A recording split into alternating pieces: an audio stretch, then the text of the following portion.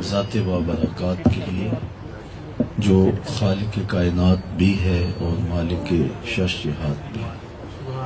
اللہ جل وعلا کی حمد و ثنا کے بعد رسول رحمت، شفیع معظم، نبی محتشم، اللہ کے پیارے، امت کے سہارے، رب کے محبوب، دانائے غیوب، مالک رقاب امم، فخر رب و عجم، والی کون و مکان، سیاہ لا مکان، سید انس و جاں، سرور لالا رخاں، نیر تاباں، سر نشین مہوشاں، ماہ خوباں، شہنشاہ حسینہ، تتمہ دوراں، سر خیل زہرہ جمالاں، جلوائے صبح ازل، نور ذات لم یزل، باعث تکوین عالم، فخر آدم و بنی آدم، نیر بطحا، رازدار ما اوہا، شاہد ما طغا، صاحب علم نشرہ، معصوم آمنہ احمد مجتبی،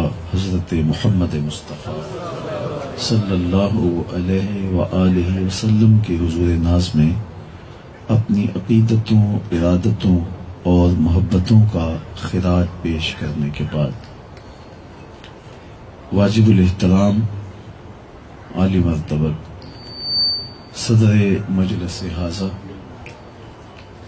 صوفی باصفا حضرت قبلہ مفتی صاحب زیدہ مجدہ علمہ عملہ عمرہ و شرفہ، عالی مرتبت علماء کرام، حضرات سامعین، منتظمین، السلام علیکم ورحمۃ اللہ وبرکاتہ۔ محبت رسول کے عنوان سے آج کا یہ اجتماع منعقد ہوا۔ اللہ جل شانہ ہماری حاضری کا ایک ایک لمحہ مستجاب کرے۔ جن دوستوں نے آج کے اس اجتماع کا اہتمام کیا، اللہ ان کو اس کا بہتر صلہ نصیب فرمائے۔ مجلس کا آغاز ہی ہوا کہ اللہ نے ایک ایسے شخص کو جو بتوں کا پجاری تھا اور سکھ دھرم سے تعلق رکھتا تھا، اس کے سینے میں ایمان کا چراغاں کر دیا۔ اللہ تعالی جل شانہ اس مجلس، اس بابرکت محفل نور کی ایک ایک ساعت کو قبول فرمائے، اور یہ ہمارے لیے ایک تائید ہے جو ہمارے لیے فرحت و سرور کا سبب بھی ہے، اور منتظمین کے لیے ان کی اس کاوش پر تھپکی بھی ہے۔ اللہ تعالی جل شانہ آپ سب کا آنا اپنی بارگاہ میں قبول فرمائے۔ حضور کا ذکر ہمارے لیے باعث تسکین ہے، قلب اور روح کی ٹھنڈک کا سامان ہے، اور جب بھی کسی کے لبوں پر حضور کا نام آئے تو ہمارے دل تسکین پاتے ہیں۔ ان کا نام دل آویز ہے، میٹھا ہے۔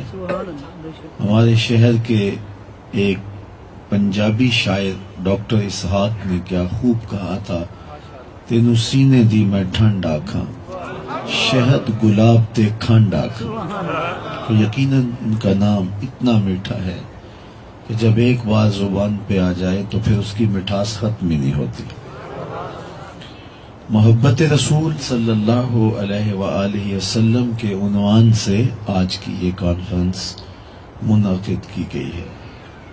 یہ ایسا لفظ ہے، لفظ محبت، جس سے ہم سب آشنا ہیں، اس لفظ سے بھی آشنا ہیں اور اس کے مفہوم و معنی سے بھی آشنا ہیں۔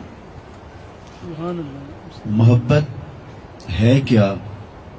بعض نے کہا یہ کسی کی جانب قلبی رجحان کا نام ہے۔ کسی چیز کو، کسی شخص کو، کسی شے کو بہت ساری چیزوں میں ترجیحاً اختیار کر لینا محبت کہلاتا ہے۔ اہل علم نے، شعراء نے، ادباء نے اس پر بہت کچھ کہا ہے، لیکن حضرت اقبال نے محبت کے عنوان سے جو لکھا ہے وہ بہت خوب لکھا. باقاعدہ ان کی ایک نظم ہے جس کا عنوان ہی محبت ہے، اور یہ وہ بابرکت نور ہے جو اقبال کے بقول اللہ کی خاص نعمت ہے، اور یہ عالم امر کا ایک لطیفہ ہے جو حضرت انسان کو ودیعت کیا گیا. وہ محبت کے عنوان سے ایک نظم میں فرماتے ہیں: عروس شب کی زلفیں تھی ابھی نا آشنا خم سے، ستارے آسماں کے بے خبر تھے لذت رم سے، قمر اپنے لباس نو میں بیگانہ سا لگتا تھا، نہ تھا واقف ابھی گردش کے آئینے مسلم سے، ابھی امکان کے ظلمت خانے سے ابری ہی تھی دنیا، حویدہ تھی نگینے کی تمنا چشم خاتم سے، سنا ہے عالم بالا میں کوئی کیمیا گر تھا، صفا تھی جس کی خاک پا میں بھڑ کر ساغر جم سے، لکھا تھا عرش کے پائے پہ ایک اکسیر کا نسخہ، چھپاتے تھے فرشتے جس کو چشم روح آدم سے، نگاہیں تاک میں رہتی تھی لیکن کیمیا گر کی، وہ اس نسخے کو بھر کے جانتا تھا اسم اعظم سے، بڑا تسبیح خوانی کے بہانے عرش کی جانب، تمنائے دلی بھر آئی آخر سائے پیہم سے، پھرایا فکر اجزا نے اسے میدان امکا میں، چھپے گی کیا کوئی شے بارگاہ حق کے محرم سے. اب اجزا دیکھیے: چمک بجلی سے مانگی، چاند سے داغ جگر مانگا، حرارت لی نفس ہائے مسیح ابن مریم سے، تڑپ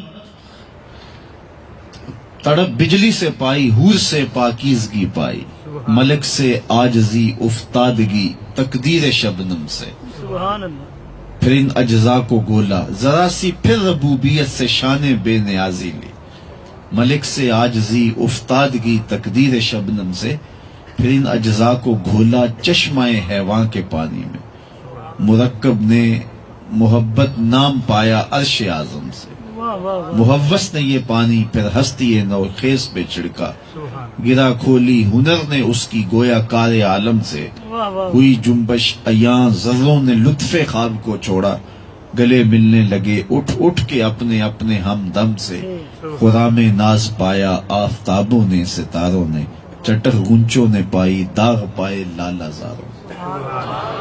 تو وہ کہتے ہیں کہ یہ ایک ایسا جوہر ہے جو حضرت انسان کو ودیعت کیا گیا ہے، انعام دیا گیا ہے. تو محبت جب دل رکھیں گے تو دل میں کسی کا پیار بھی ہوگا. یہ تو ہو نہیں سکتا کہ سینے میں دل ہو اور دل میں کوئی بسا نہ ہو، دل میں کوئی محبوب نہ ہو. کچھ نہ کچھ تو ہوگا. غالب نے کہا تھا: غم اگرچہ جاں گسل ہے پہ کیا بچیں کہ دل ہے، غم عشق اگر نہ ہوتا غم روزگار ہوتا. جب سینے میں دل رکھتے ہیں تو کوئی پھر دل بر بھی ہوگا، پھر کسی کے لیے رت جگے بھی ہوں گے، تڑپ بھی ہوگی، بے چینیاں بھی ہوں گی، اضطراب بھی ہوگا، کسی کے آنے کی آرزو بھی ہوگی، کسی سے ملنے کی تمنائیں بھی بےتاب کریں گے. جب سینے میں دل ہے تو پھر دل میں کسی کی آرزو بھی ہوگی. تو جب یہ طے ہے کہ دل محبت کے بغیر رہ نہیں سکتا تو پھر اس سے محبت کرو جو وفا نبھانے کی ریت جانتا ہے. انسان محبت تو کرتا ہے لیکن بہت ساری محبتیں ایسی ہیں جو انسان کے لیے پچھتاوے کا سبب بنتی کہ یہ پیار نہ کیا ہوتا تو اچھا ہوتا. لوگ پچھتاتے ہیں کہ یہ محبت میرے لیے مہنگی پڑی. محبتیں زندگیاں بھی اجاڑ دیتی. غالب نے کہا تھا کہ عشق نے غالب نکما کر دیا ورنہ ہم بھی آدمی تھے کام کے. تو کوئی ایسی محبتیں بھی ہیں جو بندے کو نکما کر کے رکھ دیتی ہیں، اور وہ محبتیں بھی ہیں جو بلال کو فرش سے اٹھا کے عرش تک پہنچا دیتی. اس لیے محبت اس سے کرنی چاہیے جو وفا کی ریت نبھا سکے۔ میں ایک مثال دیا کرتا ہوں، صبح سے لے کر شام تک سڑکوں پہ ہی رہتا ہوں۔ وہ میں سیالکوٹ سے واپس گجرانوالہ آ رہا تھا تو ایک سڑک کے کنارے ایک جھونپڑی لگی تھی، وہاں ایک فقیر سا بیٹھا تھا تو اس نے لکھا ہوا تھا سڑکوں والی سرکار۔ تو میں نے دوستوں کو کہا کہ یہ تو کنارے والی سرکار ہے، سڑکوں والی سرکار تو ہم ہیں کہ جو شام سویرے رہتے ہی سڑکوں پہ، کبھی عرش پر، کبھی فرش پر، کبھی ان کے در، کبھی در بدر، غم عاشقی تیرا شکریہ میں کہاں کہاں سے گزر گیا۔ تو مختلف گاڑیوں کے پیچھے مختلف جملے لکھے ہوئے ملتے ہیں، آپ نے بھی پڑھے ہوں گے۔ یہ گاڑی چلانے والے کے نفسیات کا خلاصہ ہوتے ہیں۔ کچھ جملے تو تڑپا دیتے ہیں، کچھ دکھی کر دیتے ہیں، کچھ ایسے ہیں کہ پڑھنے کے بعد شرمندگی ختم نہیں ہوتی، کچھ جملوں کو پڑھنے کے بعد دیر تک سوچتے رہتے ہیں کہ لکھنے والے نے کمال کر دی۔ تو یہ ہمیں روز مرہ کی زندگی میں دیکھنے کو ملتا ہے۔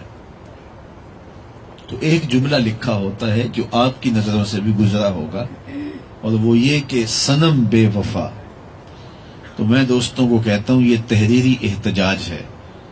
اس نے کسی سے پیار کیا ہوگا اور پھر بے وفائی کا داغ لیے آج تحریری احتجاج کر رہا ہے کہ صنم بے وفا۔ تو میں نے کہا صاحب تو نے پیار ہی اس سے کیا جس نے بے وفائی کی، تجھے وہ چوکھٹ بتاؤں کہ جب وہ ہاتھ پکڑتے ہیں تو حشر کے دن بھی نہیں چھوڑتے۔ ان سے پیار کر جو پیار کرنے کی ریت جانتے ہیں اور پیار کو نبھانا جانتے ہیں، ان سے محبت کی جائے۔ اور سچی بات یہ ہے کہ ہماری محبتوں اور ہماری الفتوں کا مرکز ہی ذات رسالت مآب صلی اللہ علیہ وسلم۔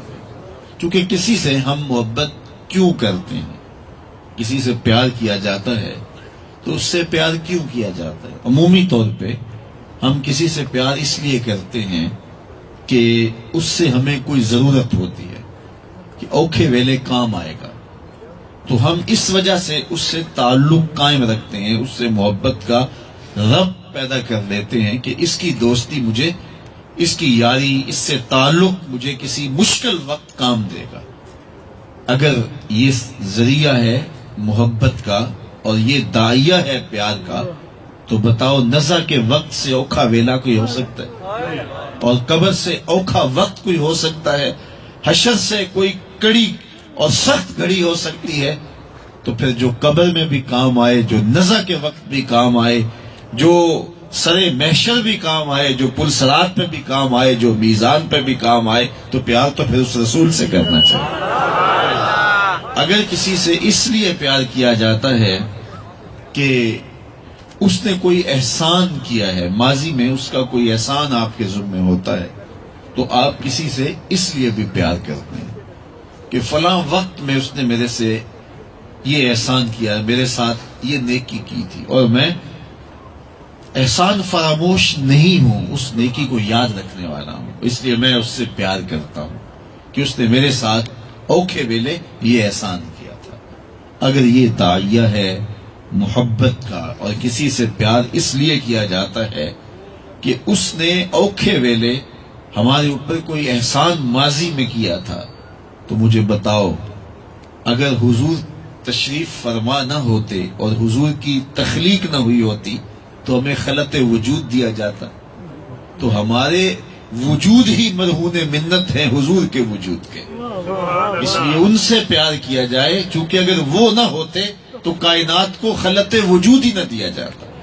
اقبال نے کہا تھا ہو نہ یہ پھول تو بلبل کا ترنم بھی نہ ہو، چمنے دہر میں کلیوں کا تبسم بھی نہ ہو نہ یہ ساقی تو پھر میں بھی نہ ہو، خم بھی نہ ہو، بزم توحید بھی دنیا میں نہ ہو، تم بھی نہ ہو، خیمہ افلاک کا استادہ اسی نام سے ہے، نفس ہستی تب شامادہ اسی نام سے ہے۔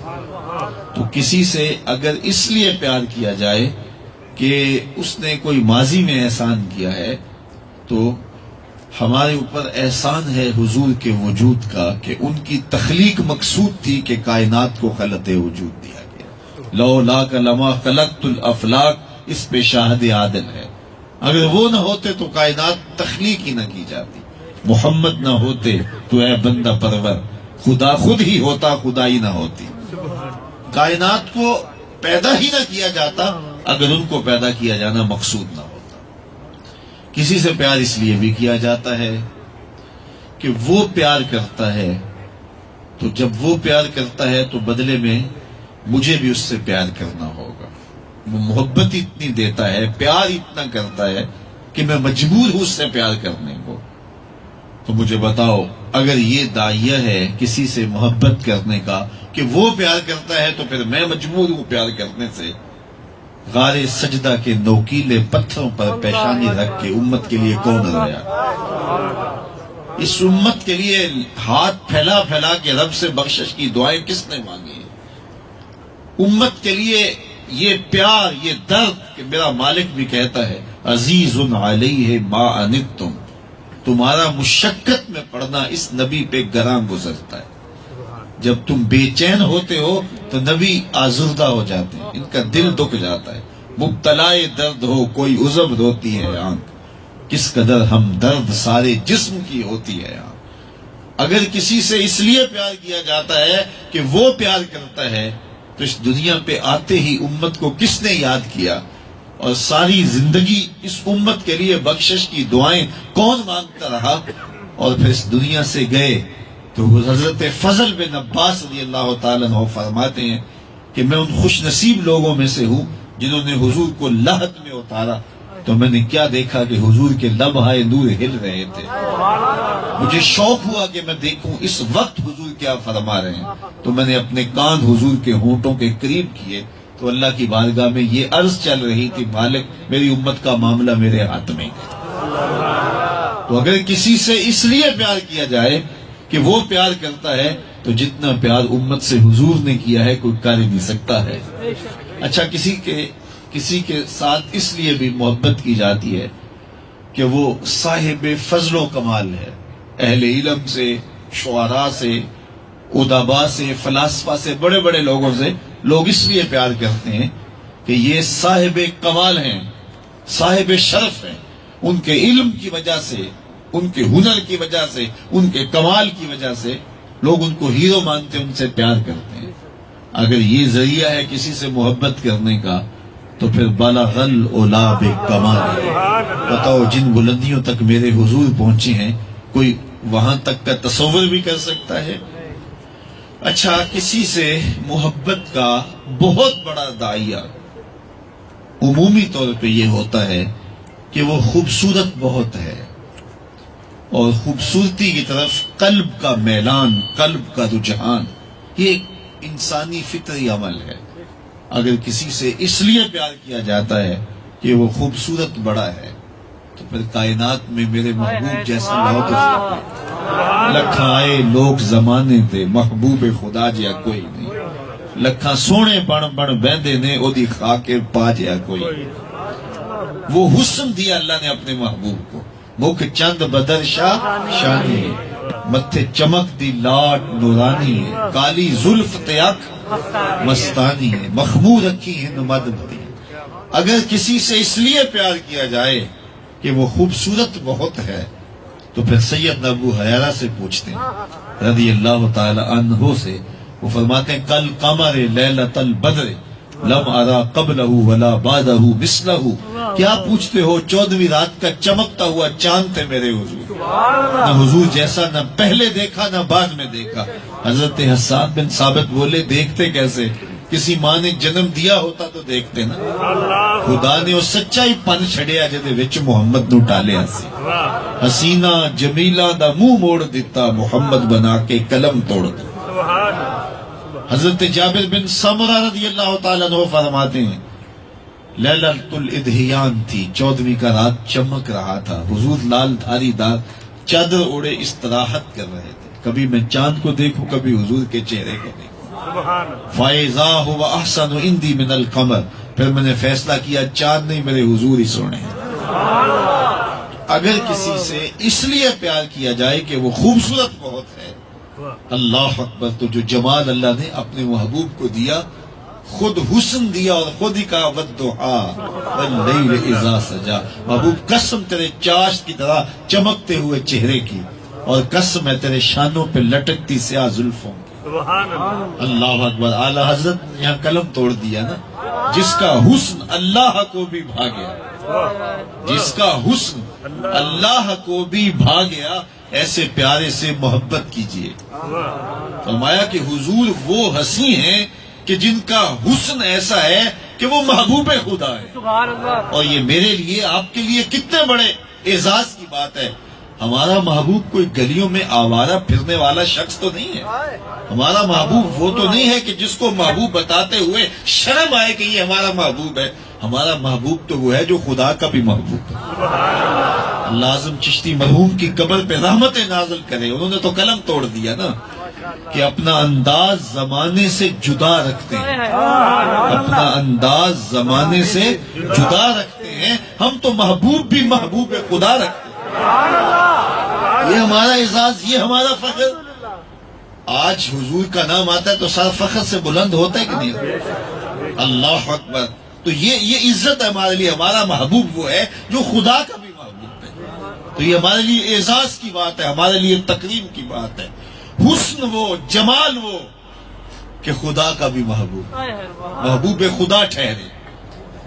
وہ حسن دیا, وہ جمال دیا گیا, وہ خوبصورتی دی گئی, وہ چہرے کو رانائی بخشی گئی کہ رب ہو کے محبوب کے جلوائے حسن کی قسمیں کرے.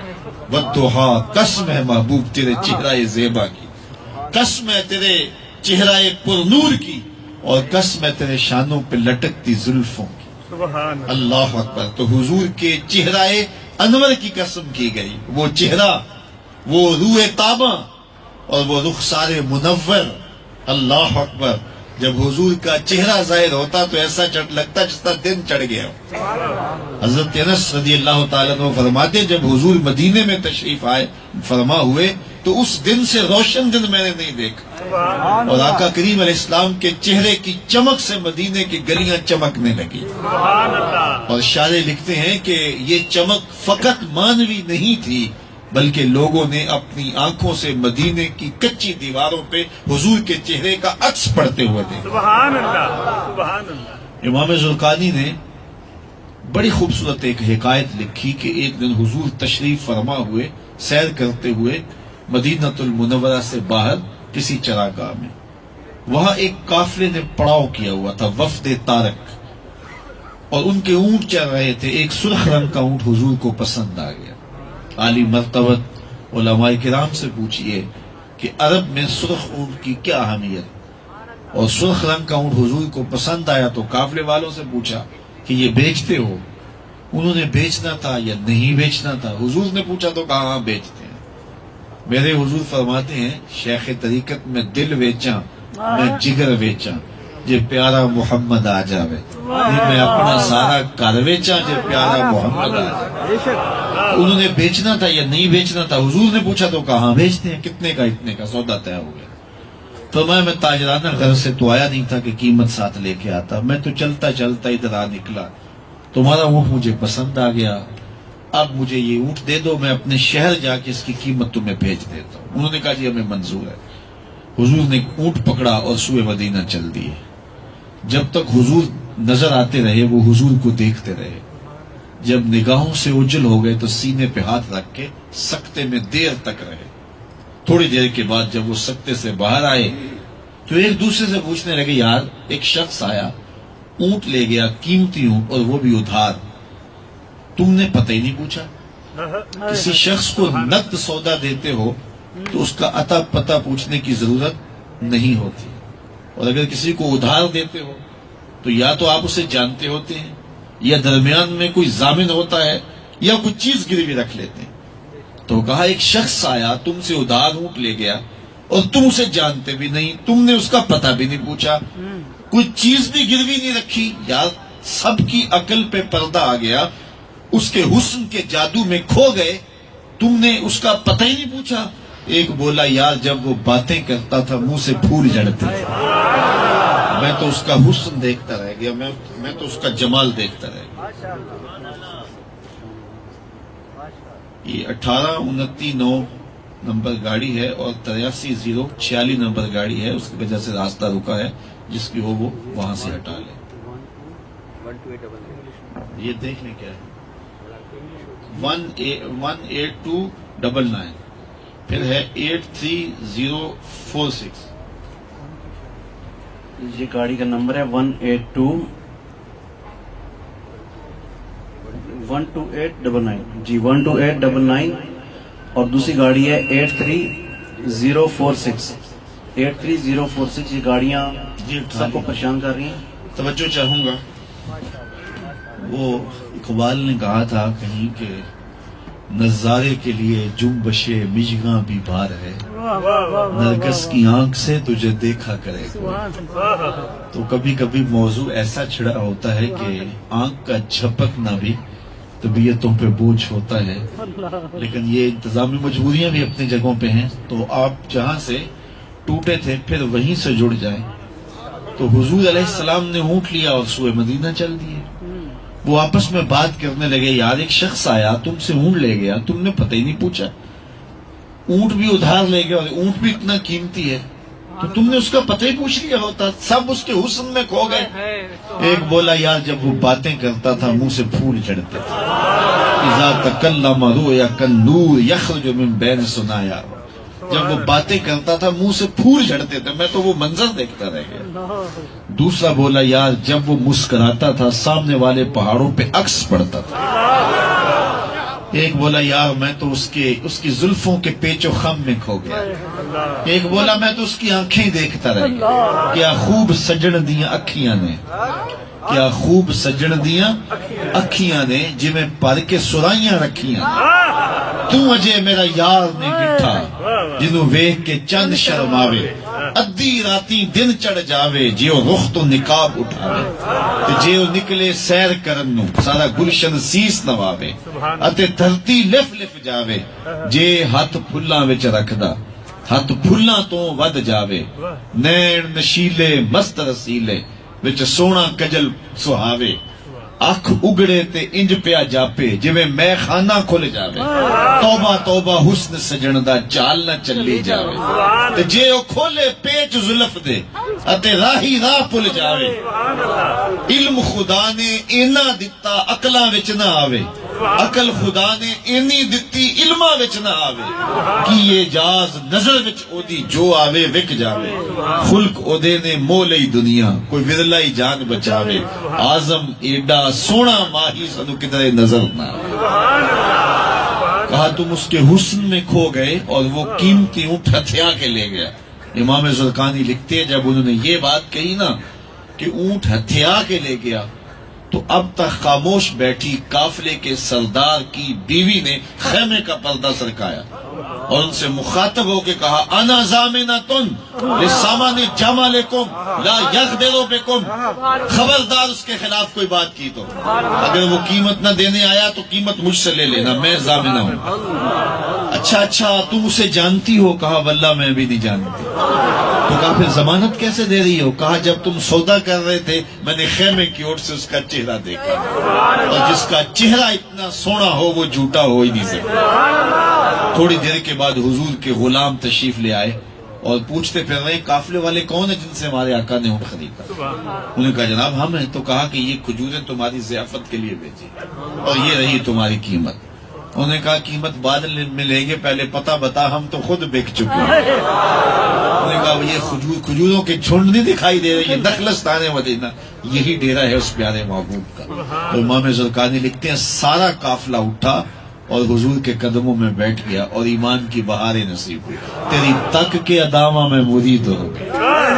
تو حضور کا چہرہ ہی اتنا خوبصورت تھا، جمال ہی وہ دیا گیا. امام نبہانی نے لکھا ہے کہ ہر نبی کی مہر نبوت اس کے ہاتھ پہ تھی. حضور کی مہر نبوت محاذ قلب پہ چھپا کے رکھی گئی ہے. اس کی بہت ساری وجوہات بیان کی. ایک وجہ یہ بیان کی پہلے کوئی نبی سے ملتا اور اس سے مسافہ کرتا، اس کا ہاتھ مہر نبوت سے چھوتا اور وہ جان لیتا یہ اللہ کا نبی ہے. لیکن حضور کی مہر کو چھپا کے رکھا کہ کوئی آئے دیکھے اور پھر مانے. اس کی ضرورت نہیں، جو دیکھتا دیکھتے پکار اٹھتا یہ اللہ کا رسول ہی ہو سکتا ہے. دیکھنے والے کہا کرتے ہیں اللہ اللہ، یاد آتا ہے خدا دیکھ کے صورت. اللہ نے اپنے محبوب کی صورت ہی ایسی بنائی. اعلیٰ حضرت سے پوچھئے اللہ اکبر. بریلی سے کیا خوبصورت آواز آ رہی ہے. بلبل نے گل ان کو کہا، قمری نے سروے جاں فضا. بلبل کی منتہائے پرواز تو یہی ہے نا، کسی کو پھول کہہ دے. پھول سے آگے تو دیکھنے کا کوئی جو ہے وہ منظر نامہ ہی نہیں ہے بلبل کے لیے، تو اس نے بھی پھول کہہ دیا. بلبل نے گل ان کو کہا، قمری نے سروے جاں فضا. حیرت نے جھنجھلا کر کہا، یہ بھی نہیں وہ بھی نہیں. خورشید تھا کس زور پر، کیا بھر کے چمکا تھا کمر. بے پردہ جب وہ رخ ہوا، یہ بھی نہیں وہ بھی نہیں. تو وہ حسن دیا، وہ جمال دیا. تو کسی سے اگر اس لیے پیار کیا جائے کہ وہ خوبصورت بڑا ہے، وہ سونا بڑا ہے، تو مجھے بتاؤ کہ میرے محبوب کے پاؤں کے ناخن کے حسن کا کوئی مقابلہ نہیں.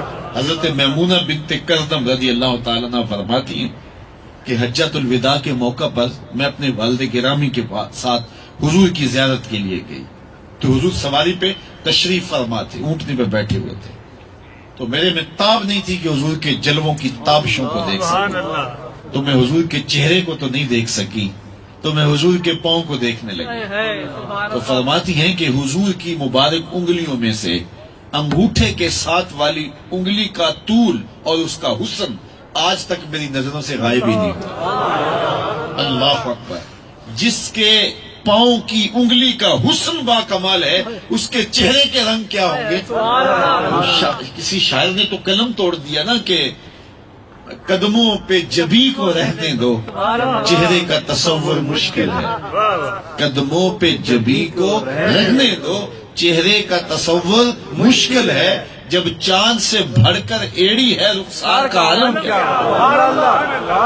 حضرت میمونہ بنت کردم فرماتی ہیں کہ میں حضور علیہ الصلوۃ والسلام کی انگلی کا طول اور اس کا حسن دیکھا کہ ابھی تک جو ہے وہ نگاہوں سے وہی اوجھل نہیں ہوتا.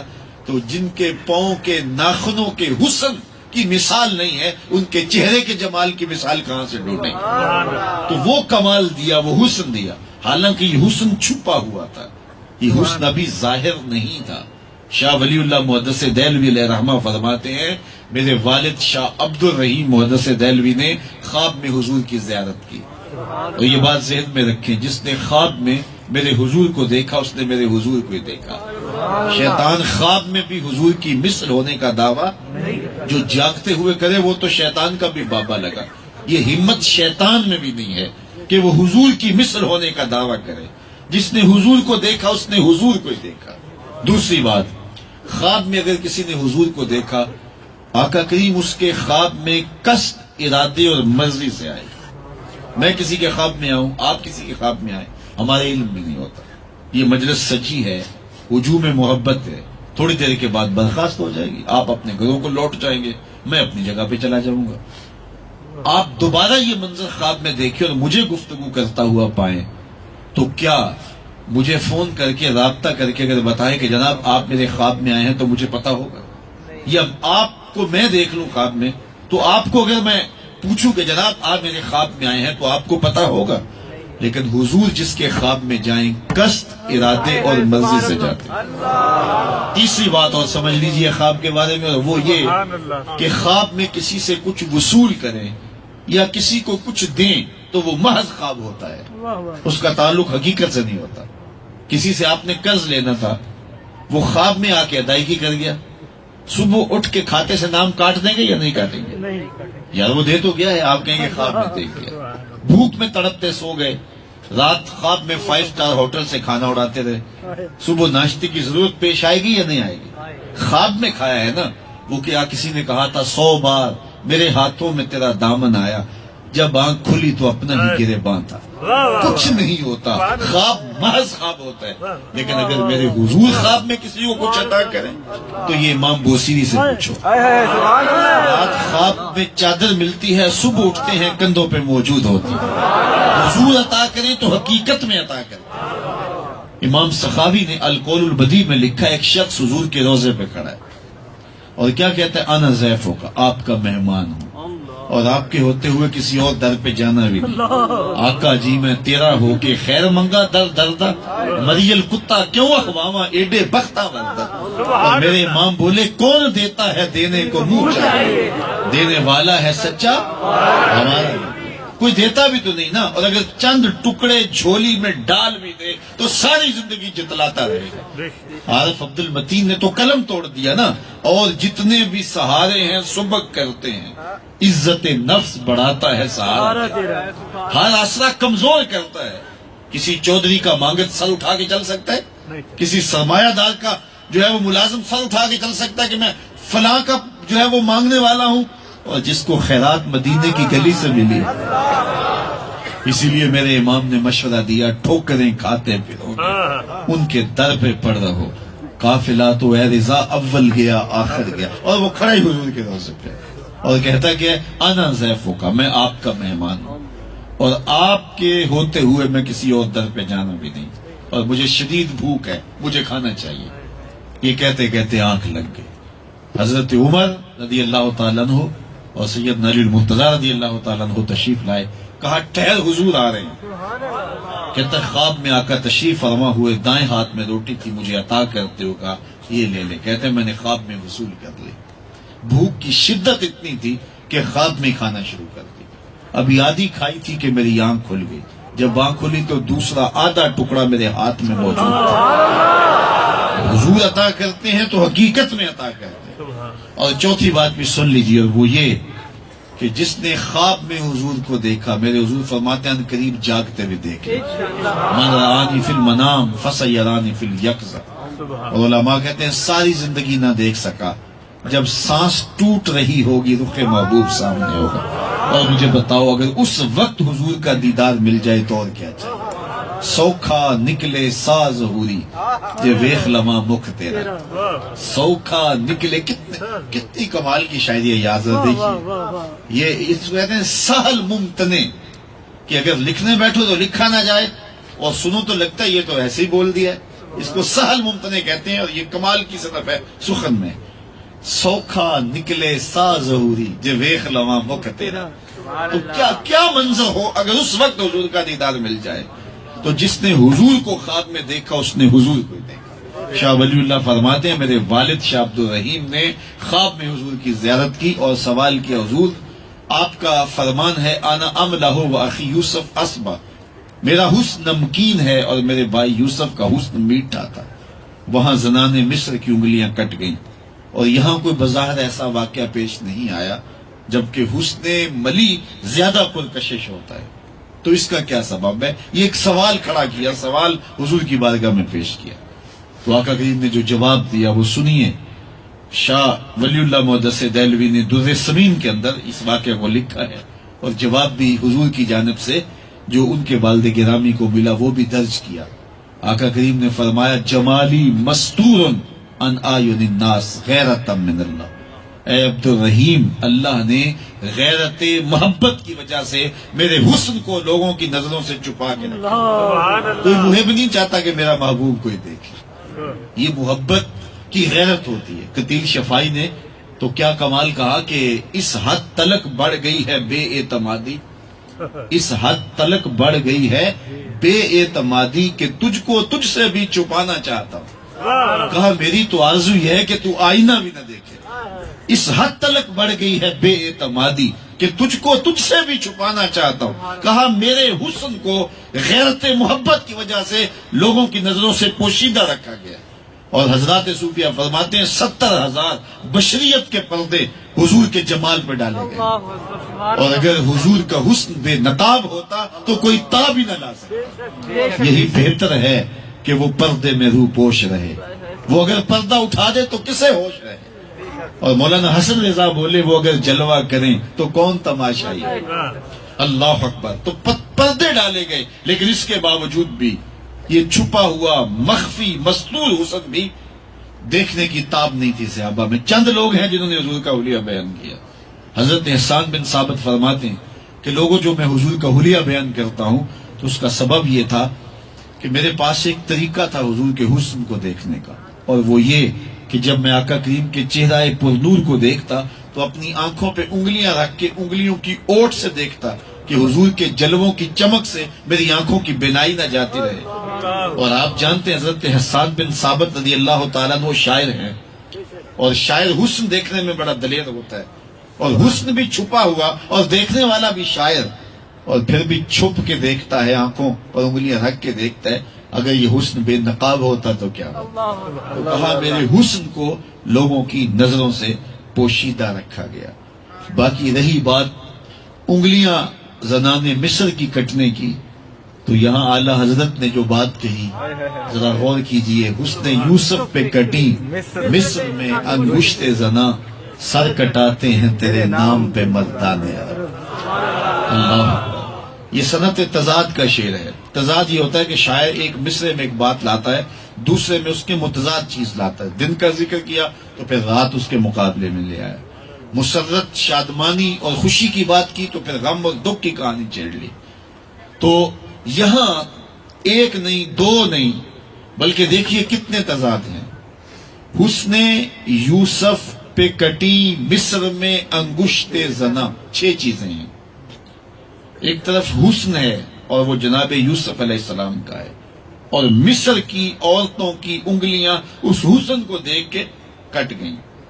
اب اس کا تضاد دیکھیے، سر کٹاتے ہیں تیرے نام پہ مردان عرب۔ سبحان اللہ۔ ایک طرف مصر کی عورتیں ہیں، دوسری طرف عرب کے مرد ہیں، وہ عورتیں بھی مصر کی اور یہ مرد بھی عرب کے، اور ادھر دیکھ کے انگلیاں کٹی، ادھر صرف نام سے، سبحان اللہ۔ اور ادھر انگلیاں اور ادھر سر، اور ادھر کٹی ماضی کی بات ہے، یہاں کٹاتے ہیں تسلسل جاری ہے، اور ادھر کٹی یہ لازم ہے، ارادہ نہیں پایا جاتا، قصد نہیں پایا جا رہا، اور کٹاتے ہیں متعدی ہے، قصد اور ارادہ پایا جاتا ہے، مرضی سے کٹوا رہے ہیں، اور ادھر انگلیاں کٹ گئی، ایمان پھر بھی نہ لائی، ادھر سر بعد میں کٹائے، ایمان پہلے لائے۔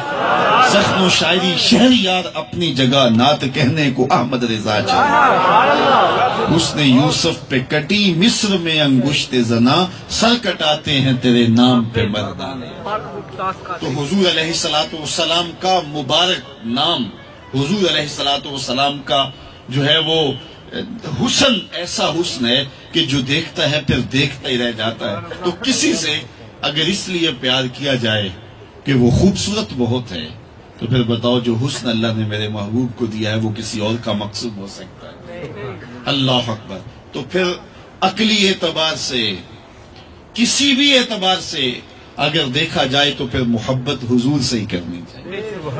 اور پھر میں نے ابتداً عرض کیا کہ باقی محبتیں رسوا بھی کر دیتی ہیں، محبتیں نکمہ بھی کر دیتی ہیں، زندگیاں اجاڑ بھی دیتی ہیں، لیکن یہ ایسی لجپال محبت ہے جو فرش سے اٹھا کے آسمانوں تک لے جاتی ہے اور بلندیاں عطا کر دیتی ہے۔ دنیا کے اوپر کتنے لوگ آئے، آج ان کا دنیا نام بھی نہیں جانتی۔ آل ساسان نے 3150 سال ایران پہ حکومت کی ہے۔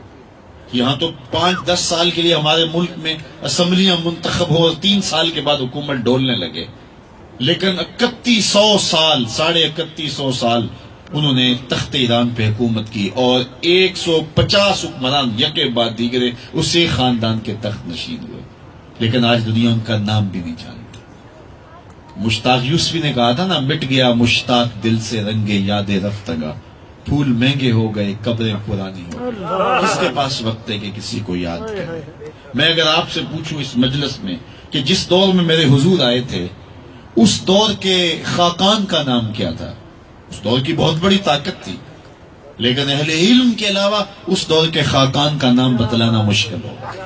اچھا میں پوچھوں، جس دور میں میرے حضور آئے تھے اس دور کے کیسر کا نام کیا تھا؟ لیکن اس دور کے کیسر کا نام بتانا بھی مشکل ہوگا۔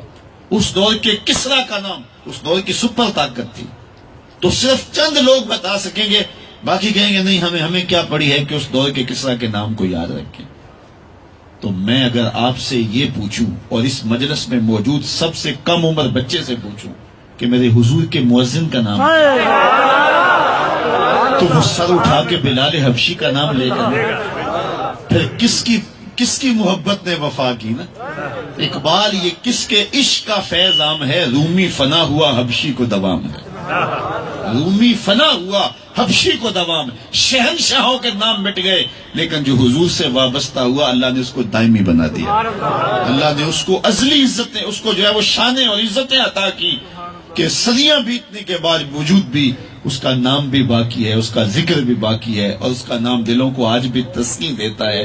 اے بلال حبشی، تم نے چکی پیس پیس کے حضور کی محبت کے ترانے گائے، لیکن آج صدیاں گزر گئی ہیں، آج یہ عاشق تیرے نام کے ترانے پڑھ رہے ہیں۔ سبحان اللہ۔ تو ان سے پیار کرو جن کا پیار وفا نبھاتا ہے، ریت نبھاتا ہے، اور جو ہے وہ دنیا میں بھی کام آتا ہے، حشر میں بھی کام آئے گا۔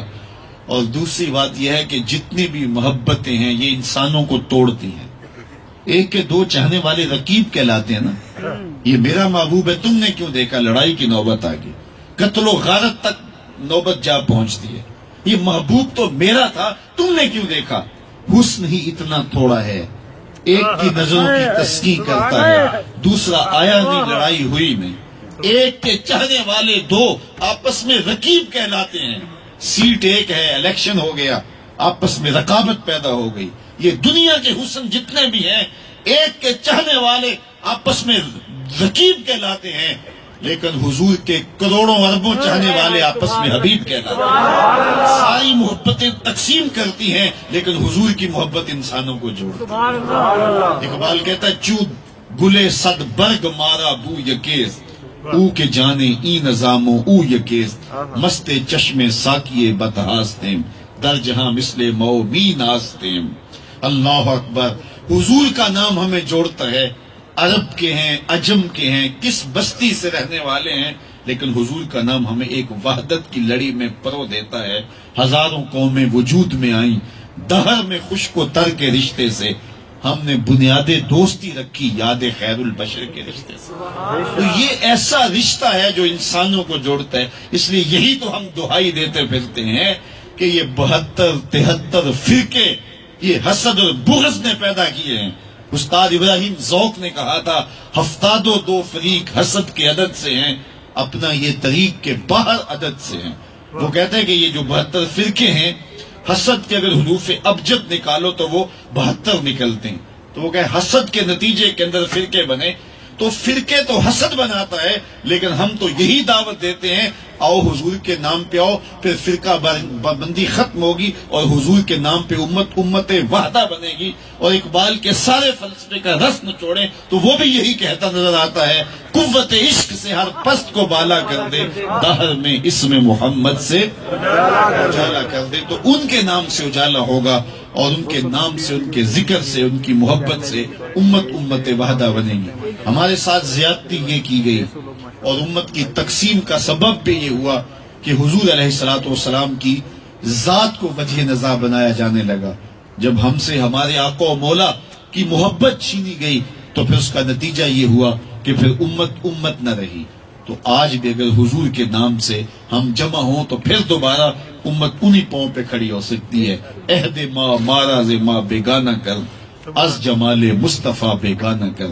اقبال کہتا ہے ہمارے دور نے ہمارے ساتھ جو زیادتی کی وہ یہ ہے کہ ہمیں حضور سے دور کرنا چاہا ہے۔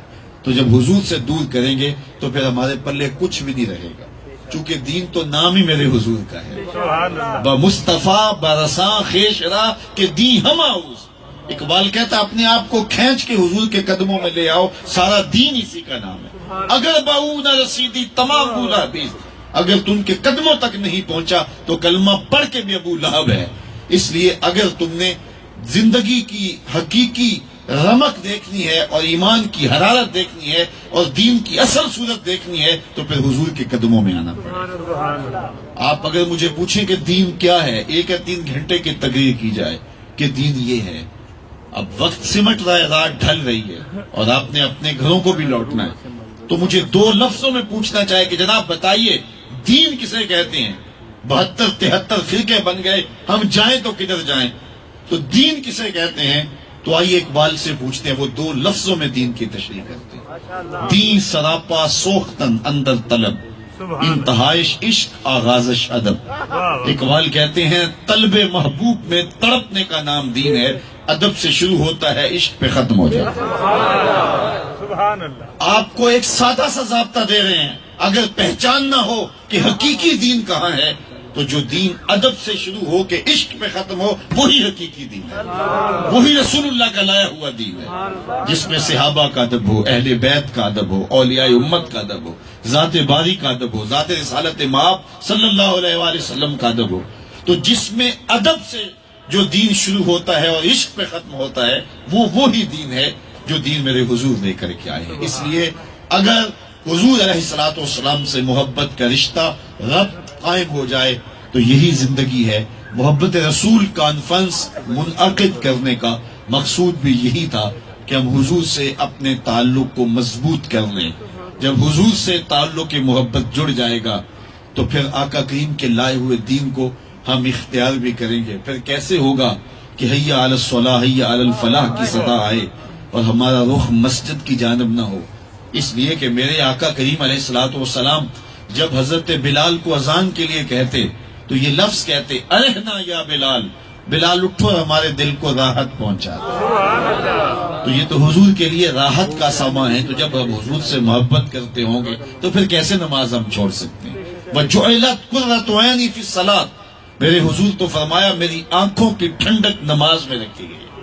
تو پھر ہم کس طرح چاہیں گے کہ ہم سے نماز ترک ہو جائے اور آقا کریم علیہ الصلوۃ والسلام کی آنکھوں کی تسکین اور حضور علیہ السلام کے دل کا قرار جو ہے وہ ہم سے اس کا ظہور نہ ہو؟ تو پھر تو ہم اپنی ساری زندگی حضور کے نام لگا دیں گے. اس لیے محبت رسول کے تقاضے بھی پھر نصیب ہوں گے جب محبت رسول سینے میں جا گزری ہوگی. تو کتنی زندگی ہم گزار چکے، جو بقیہ زندگی کے ایام اللہ نے ہمیں دیے ہیں. آؤ آج کی اس کانفرنس میں عہد کریں کہ زندگی کا ایک ایک لمحہ حضور کے نام لگا دیں گے. ہم جئیں گے تو حضور کے لیے، مریں گے تو حضور کے لیے. اقبال کے سارے کلام کا رس نچوڑیں تو خلاصہ یہ نکلتا ہے کہ محمد سے وفا تو نے تو ہم تیرے ہیں، یہ جہاں چیز ہے کیا لوح و قلم تیرے. اقبال کہتے حضور سے وفا کر لو، پھر قلم بھی تمہیں دے دیں گے، تختی بھی تمہیں دے دیں گے، پھر جو لکھنا ہوا خود ہی لکھ لینا. پھر تیری تقدیر کے فیصلے کہیں اور نہیں ہوں گے، بلکہ خدا بندے سے خود پوچھے گا بتا تیرے رضا کیا. لیکن یہ شرط ہے کہ تیرا رشتہ رسول کریم صلی اللہ علیہ وآلہ وسلم سے مستحکم اور مضبوط ہونا چاہیے. ان کی ادائیں اختیار کرو. تقاضا ہے محبت کا. بندہ جس سے محبت کرتا ہے اس کی ادائیں پسند کرتا ہے، اس کی چاہتوں کے سانچے میں ڈھل جاتا ہے. وہ کوئی حکم دے تو اس کو مان لینا یہ تو بات ہی نہیں ہے، بلکہ وہ محبوب کی چاہت اور محبوب کی پسند اور ناپسند کا بھی خیال رکھتا ہے. مدینہ المنورہ کی گلی سے حضور گزر رہے ہیں. ایک محل نما مکان بن رہا تھا. حضور نے دیکھا اور پوچھا یہ کس کا ہے؟ کہا گیا فلاں انصاری صحابی کا. حضور نے دیکھا اور کہا کچھ نہیں ہے، گزر گئے. کسی نے اس کو بتایا کہ حضور گزرے تھے، تیرے مکان کو دیکھا تھا، چہرے پہ پسندیدگی کے آثار دکھائی نہیں دیے. اس نے کدال پکڑا اور اس مکان کو زمین کے برابر کر دیا. 2-4 دن کے بغیر بعد اللہ کے محبوب پھر دوبارہ وہاں سے گزرے تو دیکھا وہاں ملبے کا ڈھیر پڑا ہوا ہے. حضور نے فرمایا یہ جس کا مکان تھا اس کو بلاؤ. بلایا گیا. کہا میں گزرا تھا، تیرا مکان دیکھا تھا، آج ملبے کا ڈھیر ہے. عرض کی حضور میں نے گرا دیا. فرمایا کیوں؟ عرض کی سنا تھا آپ کو پسند نہیں، سنا تھا آپ کو پسند نہیں. ہمارا کیا کیا حضور کو پسند؟ سر سے لے کر پاؤں تک اپنے وجود کا جائزہ لیں. اپنی شادی بیاہ سے لے کر کے عقیقے ولیمے تک اور اپنی نجی زندگی سے لے کے سیاسی طرز عمل تک ہم غور کریں ہمارا کیا کیا حضور کو پسند نہیں ہے. محمد دی زیارت محمد دے رنگ وچ. اقبال نے کہا نا چوں بنام مصطفیٰ خانم درود، از خجالت آب می گردد وجود، عشق می گوید کہ محکوم غیر، سینہ تو از بتا مانند دیر، تا نداری از محمد رنگ و بو، از زبان خود میالہ نام ہو. جب تک تو ان کے محبت کے سانچے میں ڈال نہیں جاتا تو پھر کس منہ سے ان کا نام لیتا ہے؟ اور اس کا ترجمہ میرے شیخ نے سادہ لفظوں میں کیا، یاری لا تو پاک نبی سنگ، اے پر پوری یاری، پھر درود قبول ہے تیرا لکھ نہ لو ایک بار. اگر ان سے تعلق جڑ گیا، میرے استاد فرمایا کرتے تھے یہ نہ ہو کہ لوگ تمہیں پوچھیں کہ تم کون ہوتے ہو، اور تم پاسپورٹ پیش کرو، یہ دیکھو مذہب کے خانے میں اسلام لکھا ہے. آپ فرمایا کرتے تھے صاحب کسی کو پوچھنا نہ پڑے، تمہیں بتانا نہ پڑے، تمہاری وضاحت، شکل و صورت، طرز زندگی ایسی ہو، تم دور سے آ رہے ہو، لوگ پہچان کے کہیں وہ دیکھو آقا کا غلام آ رہا ہے. تو اپنا انداز ایسا بناؤ کہ دور سے حضور کے غلام پہچانے جاؤ. نور آنکھوں میں تو چہروں پہ اجالے ہوں گے، مصطفیٰ والوں کے انداز نرالے.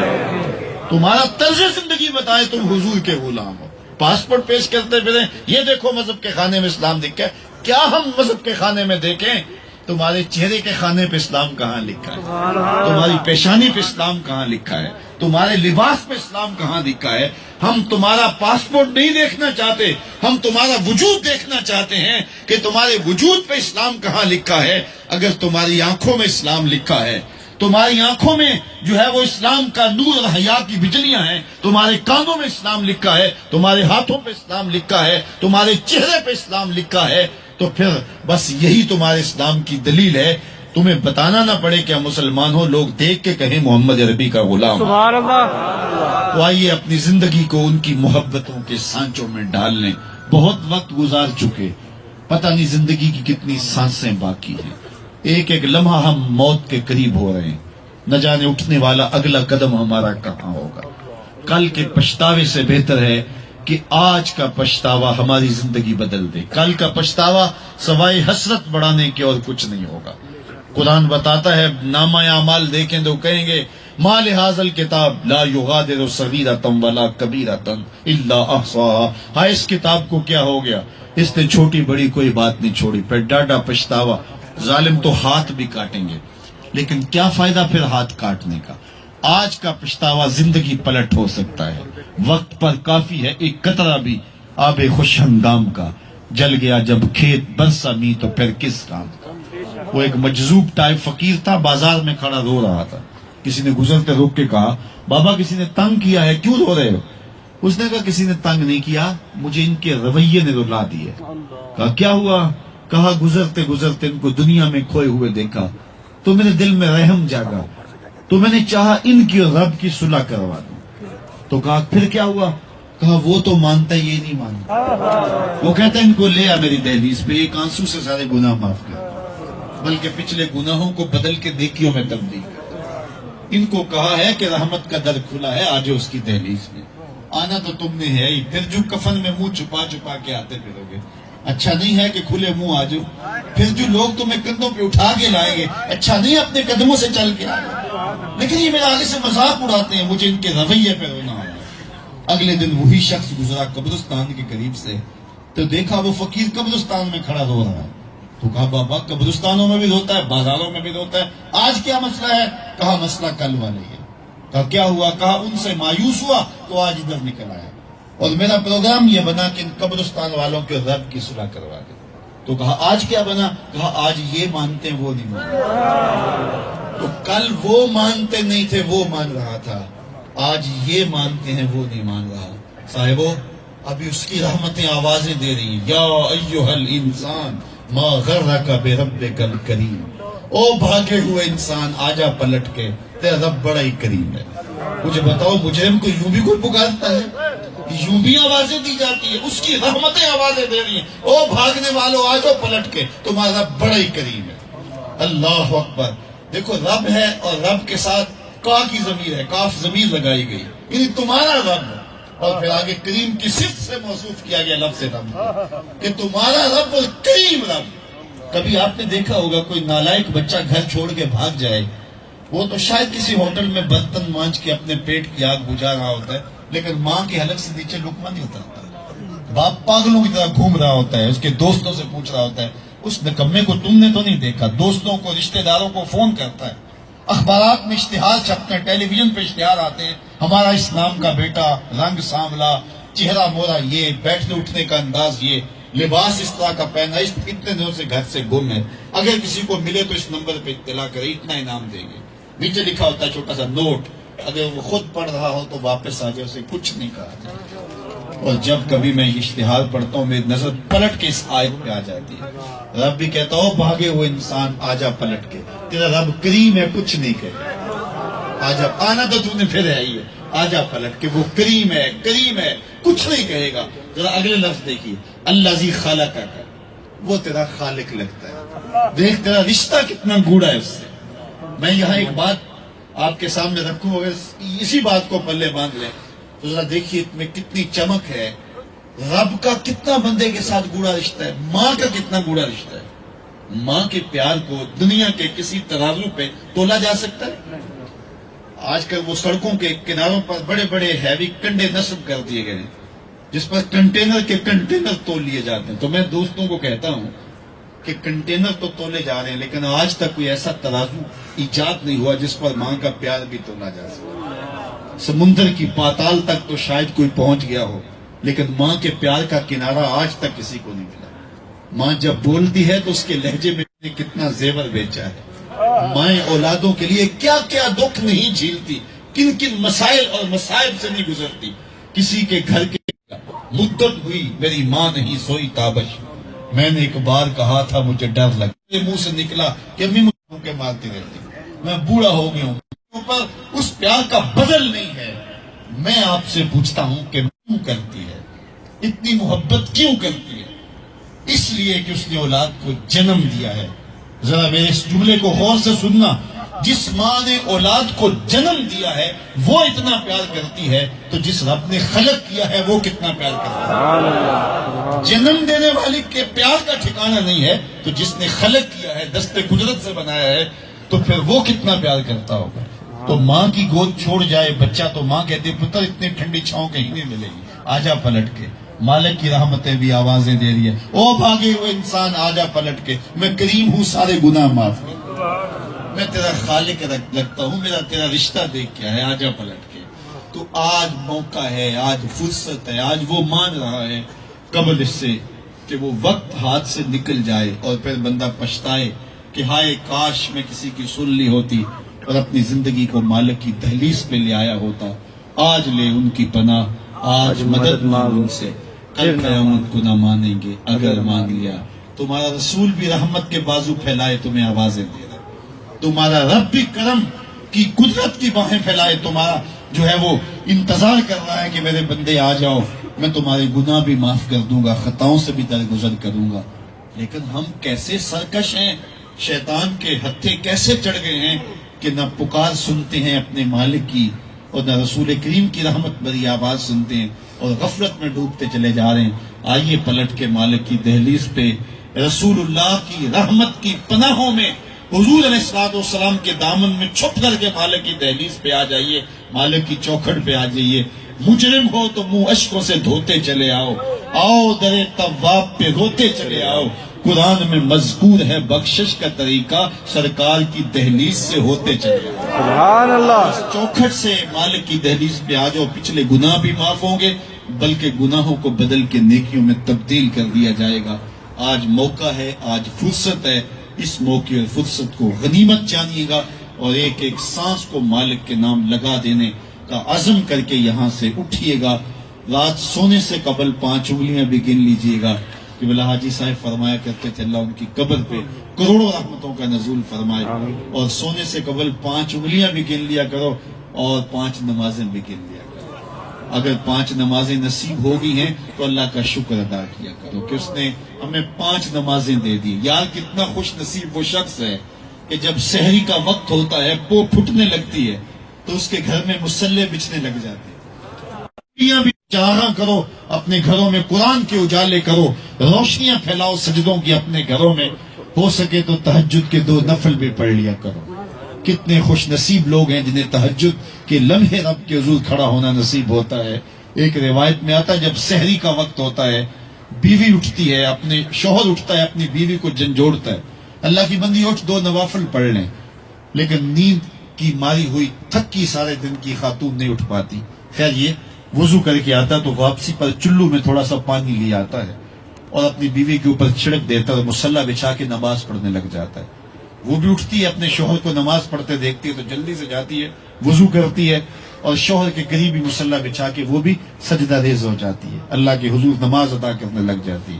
ایک جانب بیوی نماز پڑھ رہی ہے، ایک جانب شوہر نماز پڑھ رہا ہے. سحری کے لمحے ہیں، رات کا پچھلا پہر ہے، کوئی دیکھنے والا نہیں، حدیث شریف میں آتا ہے ان دونوں کو دیکھ کے اللہ اپنی شان کے مطابق مسکرا رہا ہو کہ میری بندی اور میرے دہلیز کا نوکر میرا بندہ کس طرح میرے حضور سجدہ ریز ہیں، اور اگر ان کو پتہ چل جائے کہ سجدے میں کتنی رحمتیں اتر رہی ہیں یہ سجدے سے سر بھی نہ اٹھائیں۔ اتنی کرم نوازیاں ہیں سجدہ کرنے والوں کو، قیام کرنے والوں کو، رکوع و سجود کرنے والوں کو۔ آؤ اپنی زندگی میں 5 گانا نماز شعار بنا لیجئے گا۔ آج کی اس مجلس میں اگر بدبختی سے کوئی شخص ایسا موجود ہے جس نے عشاء کی نماز نہیں پڑھی تو میں دعوت فکر دینا چاہوں گا کہ گھر لوٹتے ابھی عشاء کا وقت موجود ہے، گھر لوٹ کے سونے سے قبل نماز عشاء، یہ نہ کہے کہ ہفتے سے نماز شروع کروں گا، کئی کہتے ہیں میں اگلے ماہ سے نماز شروع کروں گا، یہ شیطان کی چال ہوتی ہے۔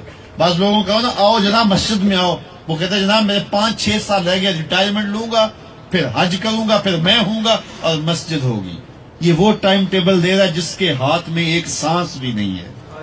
تو آج سے یہی سے اٹھو اور اٹھ کے جا کے نماز عشاء ادا کرو اور فجر سے جماعت کے ساتھ نماز شعار بنا لو، زندگی میں کبھی نماز چھوٹنے نہ پائے۔ 5 گانا سجدوں کو زندگی میں لازم کر لو اور اٹھتے بیٹھتے درود پڑھتے رہو۔ یہاں کام کرنے آئے ہو اللہ برکتیں دے گا، کرم نوازیاں فرمائے گا، لیکن تم کام پہ جاؤ حضور پہ درود پڑھتے تاکہ سپرد معاملے اس کے کر دو، پھر دیکھنا کہ کتنی زندگی سہل اور پروقار گزرے گی۔ پھر اقبال کے اسی شعر پر اپنی گفتگو کا اختتام کرتا ہوں، کی محمد سے وفا تو نے تو ہم تیرے ہیں، یہ جہاں چیز ہے کیا لوح و قلم تیرے ہیں، وآخر دعوانا تمام باپ بیٹھے رہے، تمام باپ نہیں جا بیٹھے۔